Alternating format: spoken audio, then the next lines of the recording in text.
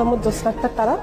আমি CA articleship শুরু করেছি 10 অক্টোবর 2021, কোয়ালিফাই করেছি মার্চ এপ্রিল 2024-এ। আমার অলমোস্ট 2 বছর 7 মাস সময় লেগেছে। চেষ্টা করতাম যে রেগুলারলি যেন পড়ালেখা করা যায়, চেষ্টা করতাম সকাল সকাল পড়ার জন্য, যার কারণে আমি আসলে ফজরের নামাজ যখন পড়তে উঠতাম, তো ফজর থেকে অফিসে যেতে তৈরি হওয়ার সময় পর্যন্ত আমি চেষ্টা করতাম ওই টাইমটাতে একটু বেশি ইউটিলাইজ করতে।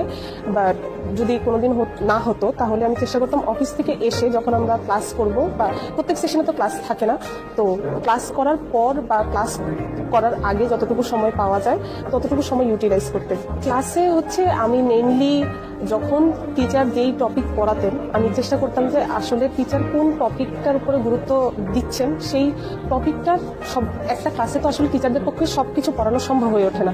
তখন ওই টপিকের আশেপাশে যে কোনো খুঁটিনাটি জিনিস আমি চেষ্টা করতাম যেন বাদ না যায়, কোনো কিছু সম্পূর্ণ জিনিস কমপ্লিট করে দেন চেষ্টা করতাম যে পরীক্ষার হলে আসার। পরীক্ষা দেওয়ার টেকনিক হচ্ছে I am blessed with fast hand writing. My hand writing is very fast, আলহামদুলিল্লাহ। দ্যাটস ওয়াই আমি কখনো পরীক্ষায় প্রশ্ন শেষ করতে পারিনি বা আমি পারতাম কিন্তু অ্যান্সার লিখতে পারিনি, এরকম আমার সাথে কখনো হয়নি, আলহামদুলিল্লাহ। বাট অনেকেরই এরকম হয় যে অ্যান্সার করতে পারে না। আমার সাথে যেহেতু এরকম হয়নি, আমি সবসময় চেষ্টা করতাম যেটা আমি পারি সেটা সবার আগে উত্তর করার জন্য, সিরিয়ালি যেভাবে পারি সেভাবে উত্তর করার জন্য। যেগুলোতে আমার হালকা কিছু কনফিউশন হয়তো বা থাকে সেইগুলো একটু দেরিতে বা শেষের দিকে একটু ভেবে, যেহেতু আমার হাতের লেখা ফার্স্ট ছিল আর সময়ের খুব একটা ঝামেলা ছিল না, আমি একটু চিন্তা করে যেটাকে পারতাম না সেটা একটু শেষে অ্যান্সার করতাম।